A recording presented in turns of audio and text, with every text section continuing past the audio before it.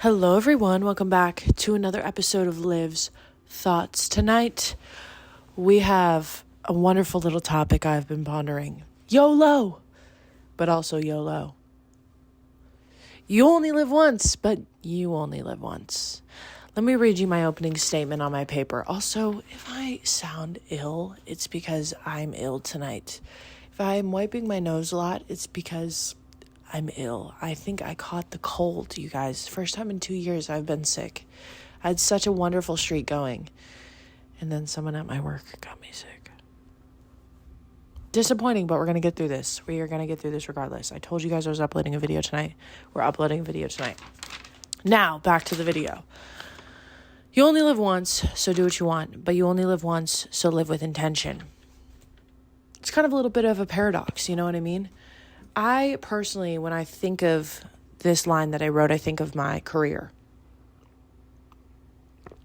Most people have the same career for their whole lives. I just simply don't think that it will be true for me. I have 10 different career paths in my brain right now I can think of that I want to achieve and do. I cannot be stuck to one thing. And if you guys noticed, I changed my banner on my profile that says live, laugh, blank. I have so many things I want to do with my life. I have so many things I want to talk about and film and show off, I guess. So I created a new playlist on my channel, and you might notice this. And you might notice some new series popping up on my channel. I've been planning ahead, guys. Since I've quit the Swede, I have been on one with focusing and planning out the things I want to do with my life. It's crazy. I've become so much more creative and passionate about so many more things since I've stopped killing my brain cells every single 5 minutes of my freaking day. Almost 3 weeks also. We're killing it. But anyways, back to my topic. We all have free will in the things that we want to do and the decisions we want to make in our lives. But I think that there's also some forms of constraints just because we were born straight out of the womb into this capitalist society where you kind of have to stick to one thing if you want to make some decent change and some decent progress in cultivating a name for yourself. Does that make sense? To be a successful, let's just use my career as an example. Fitness coach, personal trainer. I coach CrossFit. To be a well-established coach, to be a well-established trainer, you got to have some years under your belt, man. You got to have some certifications. You better have some knowledge when it comes to fitness.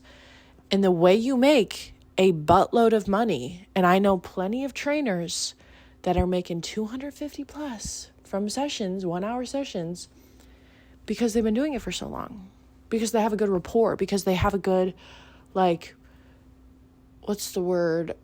reputation.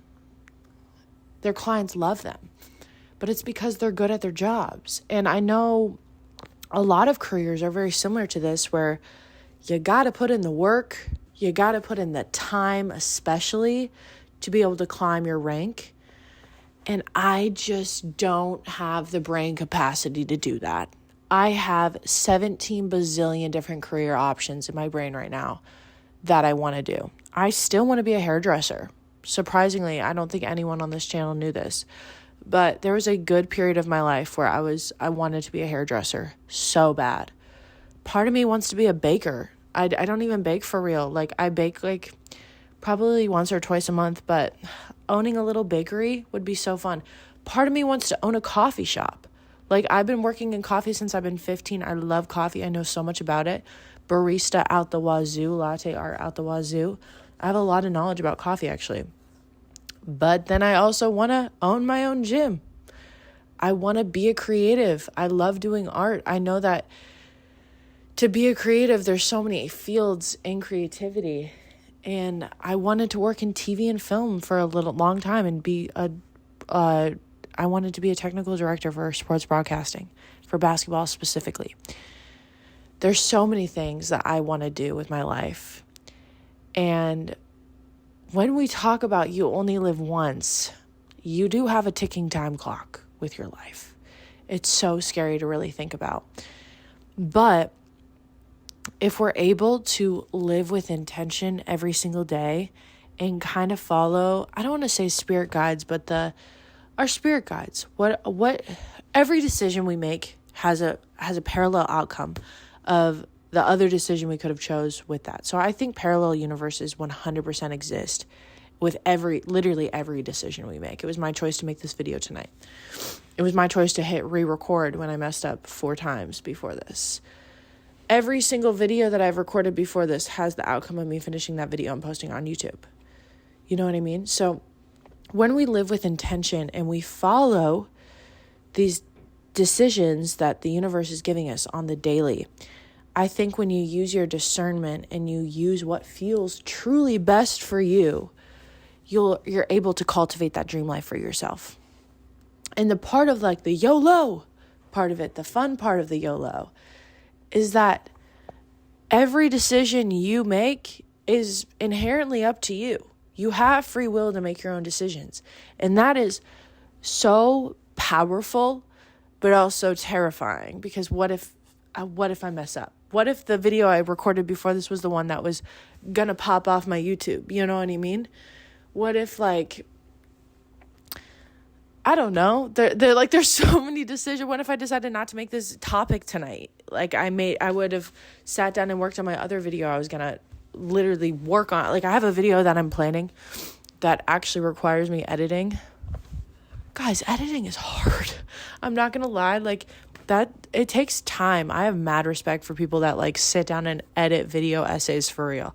I remember one time, if you've been here for a while, you might have seen my aesthetic video I made a long time ago. I sat down and edited that video, I'm not kidding, for like 5 hours probably. It did terribly. It got 68 views. I took it down because it was up for a week. It got 68 views, and I felt terrible about myself. Like, I was like, damn, let me not ever put thought into a video ever again. Or not thought, but real hard work, because hard work doesn't really pay off sometimes when it comes to things we're not really passionate about. I think that when you're really, really, really passionate about stuff, hard work will always pay off, but because you're going to be proud of it regardless. But if it's something that doesn't necessarily feel right to you and you put in a bunch of hard work and it's still just like not feeling, like your heart's not in it for real, I don't think things like that ever really turn out well or make you even feel good about yourself. I'm going so off topic right now. Back to living with intention, though. When we're choosing the things that we want to do with our lives, when we're choosing, like, when we're making the big decisions, you always have to pick the one that, like, your gut genuinely feels best with. I think that your spirit guides live in your gut, to be honest with you. There's one in here, there's one up here, there's one right here. Maybe that's just your chakras. Did I just figure out what chakras really mean? Our spirit guides, wait. That's for me to ponder.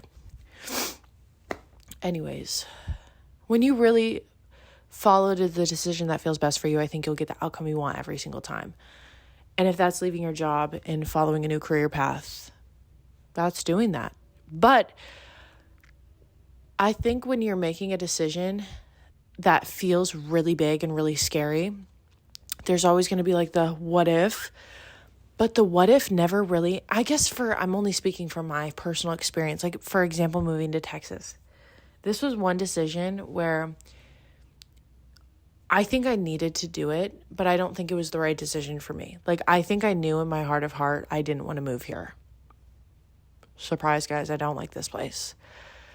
I didn't think I would, I fully knew that leaving LA I was going to regret, and I regret it. Like, every day I should have listened to myself a little bit harder and maybe not left. Like, I hate to say that, but I don't know if leaving was the best thing to do, but I also think it was the right thing to do.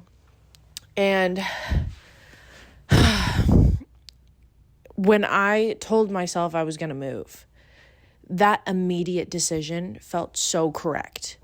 But because there was so much time leading up to it, I had so much time to think about the possibilities, and I kind of convinced myself that this wasn't really, really right for me. And so this was a very big like YOLO, but also YOLO. Like, I'm spending a lot of money to move. I moved my entire life. I left all my friends. I left a relationship. I left everything. I left a job that I liked. And now I'm at a job where I kind of like it. I'm at a place where I'm forcing myself to get very uncomfortable. And I think it was inherently the right decision to make, but I think I would have been pretty much in a very similar position if I would have just stayed in LA. Like, I feel like my life would look pretty similar to how it looked when I was in LA. Sorry if I'm not making sense also. I will say, since quitting the weed, I feel like I'm not real. Like, my disassociation is off the wazoo, crazy, off the walls. Like, I don't feel like I'm living in the same reality as most people right now. But I think that's a good thing, because I think my brain just hasn't been sober in 5 fucking years. And I needed to be sober. Like, literally, I was talking about this last night. I have not been sober, 100% sober, since I was 17. For more than a week. Except for because even when I took my little tea break off of weed before, I was still drinking. Like, I have not been sober without any substance for literally 5 years of my life. Like, that's crazy. And I'm getting sick, and I think my body just like hasn't been able to rest since I've been off of anything. And it's really kind of scary and weird, and such a weird feeling to have. But we're out here doing it. We're raw dogging life right now. For real. I haven't even been off of like any antidepressants either. Like, I've been stimulated on antidepressants since I've been literally in 8th grade. I have not had a sober reality since 8th grade. Truly sober. It's kind of scary to think about. And so maybe I'm just a freaking alien witch. Government, don't come after me. I just spilled my tea. Let me see if I had anything else to talk about. Do what you want. Do what you want, but also remember that, like, there are real life consequences to your decisions. You only live once, but you only live once. And remember that with your decisions, because if we only follow what we want to do, even in times where we know we shouldn't be doing the thing that we're doing, you won't end up at your dream life. But if you follow your intent, like if you are intentional with your decisions and you're following what you want to do and using your discernment with those decisions, and sometimes doing things that we don't always want to do but need to do, it's a healthy mix of doing things that we need to do and doing things that we want to do. I hope this wasn't just a shit video for you guys and someone got something out of this, but look out for a video. I'm going to hella edit tomorrow because I'm taking the day off tomorrow because I'm ill, and get all that shit done tomorrow. So hopefully I'll have the video out by probably Wednesday. Fingers crossed. But yeah, peace, love, and happy. That's the new thing, y'all. Peace, love, and happiness. Happiness. Which one? Happiness. This way. Peace, love, happiness. Love you. Bye. Catch you in the next one.